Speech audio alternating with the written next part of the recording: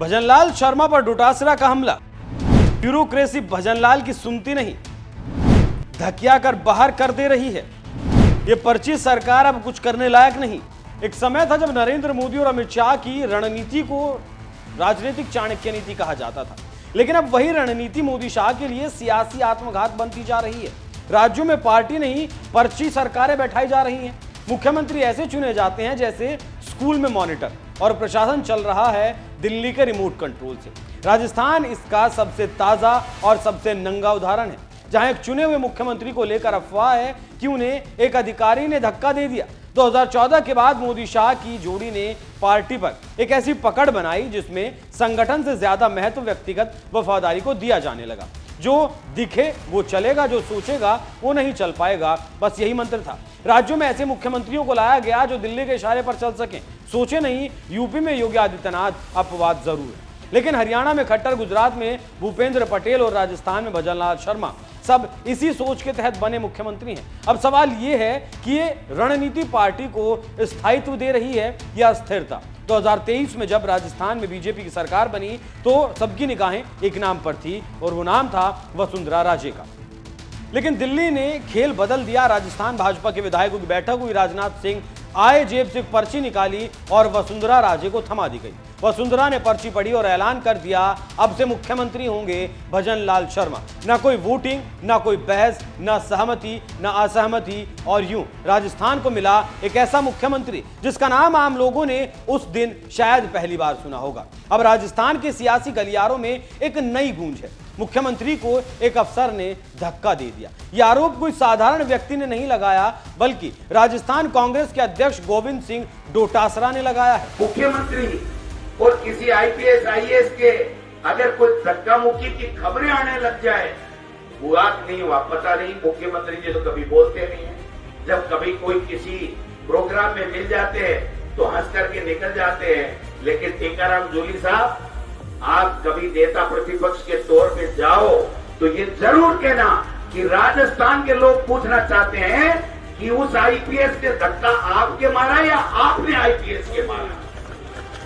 क्योंकि ये गड़बड़ हो रहा है कि अगर हमारे मुख्यमंत्री के किसी अधिकारी ने धक्का मार दिया तो हमारा तो जीना ही बेकार हो गया। हम तो उनके साथ खड़े होंगे संघर्ष करने के लिए कि मुख्यमंत्री जी आप संघर्ष करो, हम तुम्हारे साथ है। ये नारा हमको लगाना पड़ेगा, कांग्रेस को लगाना पड़ेगा। क्योंकि एक अधिकारी की ये हिम्मत हो सकती है क्या कि मुख्यमंत्री के धक्का लगा दे, मुख्यमंत्री को कुछ बोल दे और वो उसी सीएमओ में पदस्थापित बता रहे, ऐसा बता रहे। मैं समझता हूं कि इससे बेड़ा गर्क करने वाला सरकार कभी हमने देखी नहीं है। तो सुन लिया आपने क्या कह रहे हैं गोविंद सिंह डोटासरा। इससे समझ सकते हैं कि क्या चल रहा है राजस्थान में।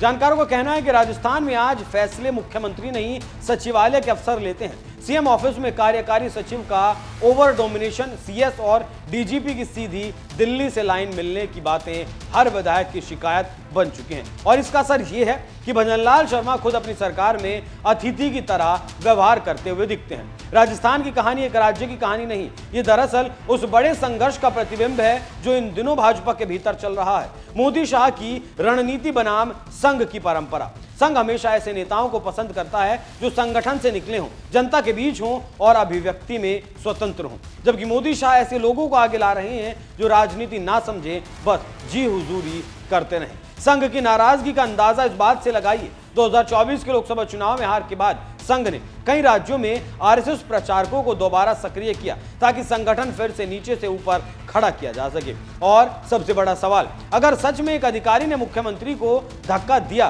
तो भजनलाल शर्मा चुप क्यों हैं? क्या वो डर के मारे चुप हैं या उन्हें दिल्ली से कहा गया है कि चुप्पी साधे रखिए, बोलना नहीं है? राज्य का मुख्यमंत्री अगर खुद को अपमानित महसूस करता है और फिर भी चुप रहता है तो यह सवाल उसके आत्मसम्मान पर नहीं, उसकी वैधता पर उठाया जाना चाहिए। भजनलाल शर्मा को चाहिए कि वो खुद सामने आए, सच बताएं, वरना लोग तो यही मानेंगे कि राजस्थान में मुख्यमंत्री नहीं, सिर्फ एक पर्ची चल रही है। राजस्थान इस वक्त एक संवैधानिक संकट के मुहाने पर खड़ा है। सरकार है लेकिन चला कौन रहा है पता नहीं, मुख्यमंत्री है लेकिन अधिकार किसके पास हैं ये भी पता नहीं है, ये भी तस्वीर साफ नहीं है। विधायक असंतुष्ट हैं और जनता भ्रमित है। और इस सब का मूल कारण सिर्फ एक मोदी शाह की पर्ची राजनीति, जिसने संगठन, अनुभव और नेतृत्व तीनों को दरकिनार कर दिया। और अगर यह बात सच है कि एक अधिकारी ने राज्य के मुख्यमंत्री को धक्का दिया, तो यह महज एक घटना नहीं, यह लोकतंत्र की आत्मा पर बहुत बड़ा सवाल है, जिसका जवाब शायद मोदी शाह को अब देने की